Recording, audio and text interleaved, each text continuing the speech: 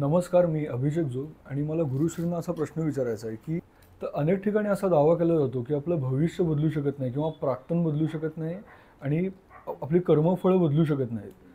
तर हे कितपत खरं आहे? आपलं मुळात विधिलिखित बदलू शकतं का?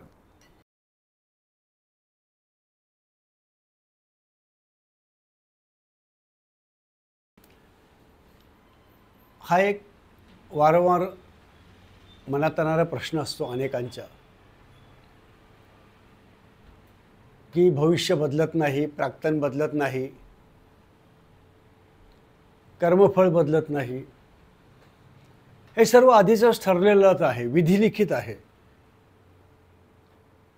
त्यामुळे ते बदलणार नाही किंवा बदलताच येत नाही. असा एक प्रवाद किंवा असा एक ठाम समज सगळ्यांच्याकडे आहे. आणि त्यामुळे अनेक जण आळशी होतात की सगळं ते आधीच ठरलेलं ना, मग आता करून काय उपयोग काय, जे व्हायचं ते होऊन जाईल, असाही कुठेतरी मेंटल सेट होऊन जातो की मानसिक भूमिका तयार होऊन जाते. आणि त्यातून मग कर्तव्य शून्य बनत जातो. खरं तर सत्य परिस्थिती अगदी उलटी आहे. आपण काही कर्मफळं घेऊन जन्माला आलोत, काही कर्मांची बीजे जन्माला घेऊन आलोत. कर्म बीजे, भव बीज ज्याला म्हणतो, ही बीजे घेऊन जन्माला आलो आहोत. पण ती बीजे वाढायची, ती बीजे फुलवायची, त्यांचा वृक्ष तयार व्हायचा की नाही व्हायचा हे आपल्या हातात आहे. बीज आहे म्हणजे ते होईलच असं नाही. बीज उगवून यायला, त्याचं रोप व्हायला, त्याचं झाड व्हायला, त्याचा वृक्ष व्हायला प्रयत्न करावे लागतात. त्यांची राखण करावी लागते, निगा करावी लागते.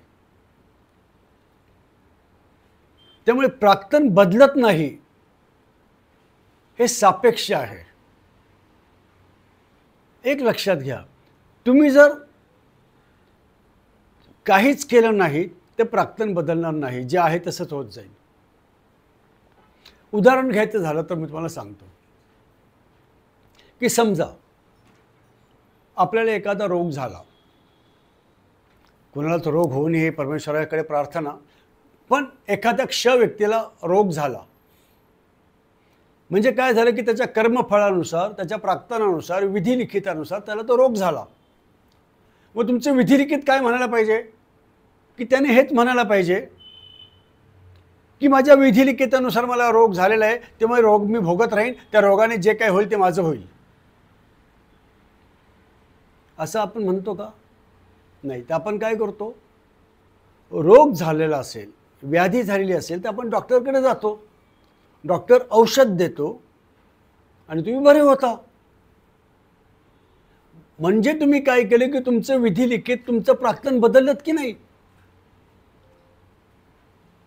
तीच गोष्ट इथे आम्ही करतो मंत्रांनी,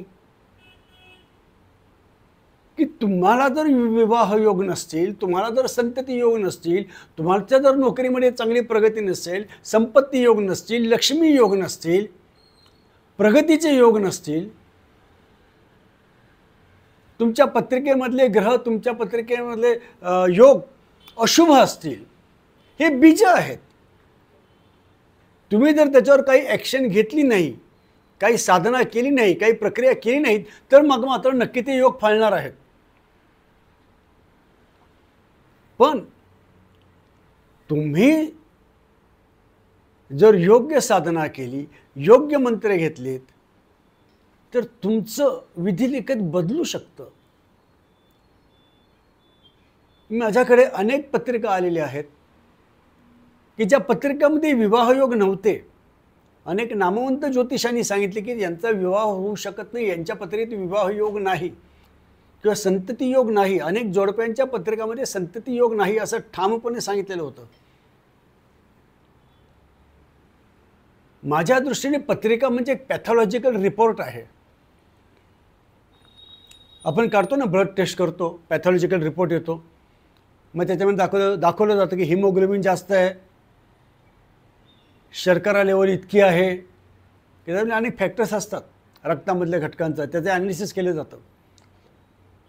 मग असं होतं का की ते पॅथॉलॉजिकल रिपोर्ट तुम्ही डॉक्टरला दाखवला, डॉक्टर सांगतो की या पॅथॉलॉजिकल रिपोर्ट करून तुम्हाला अमुक अमुक रोग झालेला आहे, आता हा बदलू शकत नाही, हे तुमचे विधिलिखित आहे, हे तुमचं प्राक्तन आहे.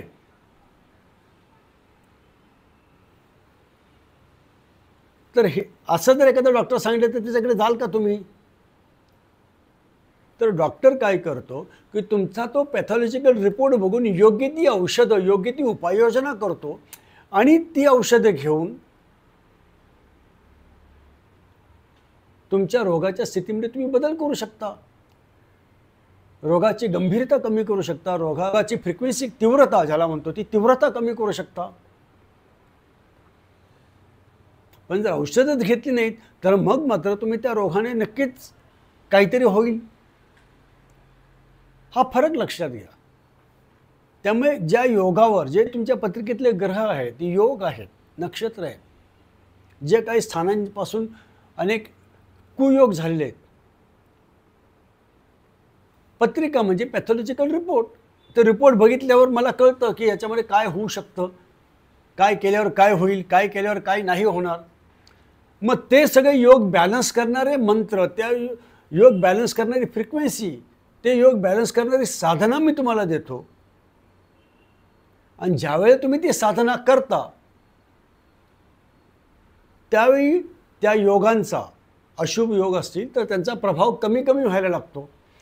पत्रिकेत विवाह योग नसतीलच तर दिलेल्या साधनेमुळे तुमच्या पत्रिकेमध्ये विवाह योग क्रिएट व्हायला लागतो, तुमचा विवाह होतो, संतती होते. हे कशामुळे? साधनेमुळे. त्यामुळे प्रत्येक प्राक्तन, प्रत्येक विधिलिखित हे बदलता येऊ शकतं. आणि पुराणामध्ये याबद्दल एक अतिशय चांगली कथा आहे. मार्कंडेय ऋषी आपल्या सर्वांना ठाऊकच असतील. मृकुंडी ऋषींनी संतती प्राप्तीसाठी तपश्चर्या केली. जेव्हा परमेश्वर प्रसन्न झाले तेव्हा त्यांनी त्यांच्यासमोर 2 पर्याय ठेवले. एक तर अल्पायुषी पण अतिशय कुशाग्र बुद्धीचा हुशार मुलगा होईल, पण अल्पायुषी असेल, 16व्या वर्षी मरेल, किंवा मग एक मंदबुद्धी दीर्घायुषी पुत्र होईल. काय पाहिजे सांगा? मृकुंडी ऋषींनी अल्पायुषी पण कुशाग्र बुद्धीचा पुत्र मला दे म्हणून सांगितलं. आणि मग मार्कंडेय ऋषी जन्माला आले.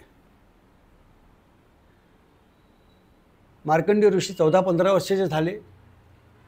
त्याचे आईवडील दुःखी राहायला लागले.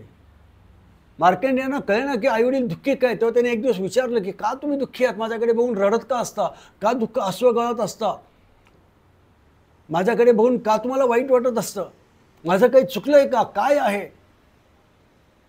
तेव्हा मृकुंड ऋषी धीर करून त्याला सांगतात की बाळा, तुझं आयुष्य फक्त 16 वर्षांचं आहे. तू अल्पायुषी आहेस म्हणून आम्हाला तुझ्याकडे पाहून वाईट वाटतं, आमचं हृदय भरून येतं. म्हणजे मार्कंडेय ऋषीचं आयुष्य 16 वर्ष असणं विधिलिखित आहे. मृकुंड ऋषींना वर तसाच दिलेला आहे की 16 वर्ष आयुष्य असलेलाच पुत्र होईल. पण मार्कंडेय ऋषींनी ते ऐकलं का? ते तिथे थांबले का? नाही. तर त्यांनी काय केलं? तर त्यांनी भगवान शिवशंकराची तपश्चर्या सुरू केली, किंवा महामृत्युंजय मंत्राची साधना सुरू केली. आणि मग ती साधना करून, उग्र तपश्चर्या करून त्यांनी साक्षात भगवान श्री शिवशंकरांना प्रसन्न करून घेतलं आणि त्यांच्याकडून अमरत्वाचा वर मिळवला. आज मार्कंडेय ऋषी हे अमर आहेत, चिरंजीव आहेत. म्हणजे प्राक्तन बदललं, विधिलिखित बदललं. जर मार्कंडेय ऋषी योग्य ती साधना करून, योग्य ती तपश्चर्या करून, योग्य ते मंत्राचा जप करून आपलं अल्पायुषी असण्याचं जे भविष्य सांगितलेलं होतं ते भविष्य बदलून चिरंजीव होऊ शकतात, तर आपण सुद्धा आपलं भविष्य बदलू शकतो, विधिलिखित बदलू शकतो, प्राक्तन बदलू शकतो. हेच मला सांगायचं आहे. आपल्या पत्रिकेमध्ये विवाहयोग नसले तरी योग्य मंत्राची साधना केली तर विवाहयोग जुळून येऊ शकतात. आपल्या पत्रिकेमध्ये संतती योग नसले तरी योग्य मंत्राची साधना केल्यास संतती होऊ शकते. आपल्या पत्रिकेमध्ये उत्तम नोकरीचे योग नसल्यास योग्य मंत्राच्या साधनेने चांगली नोकरी मिळू शकते, आपल्या व्यवसाय वृद्धी होऊ शकते, आपल्या व्यवसायाची वृद्धी होऊ शकते. आपल्या पत्रिकेमध्ये गरिबीचे योग असले तरी योग्य मंत्राच्या साधनेने आपण श्रीमंती प्राप्त करू शकता, वैभव संपन्न होऊ शकता. आपलं कुठलंही तथाकथित भविष्य बदलू शकतं. तेव्हा निराश हताश होण्याची गरज नाही. माझ्या पत्रिकेतले योगच वाईट असं म्हणून अश्रू घालत बसायची गरज नाही. साधना महत्त्वाची आहे. योग्य मंत्राची साधना अतिशय महत्त्वाची आहे. योग्य मंत्राने वाटेल ते बदलू शकतं. या जगामधील प्रत्येक गोष्ट ही बदलणारी आहे. Everything is going to change. तुमची परिस्थिती सुद्धा, तुमचं भविष्य सुद्धा. इतकंच सांगायचं होतं. नमस्कार.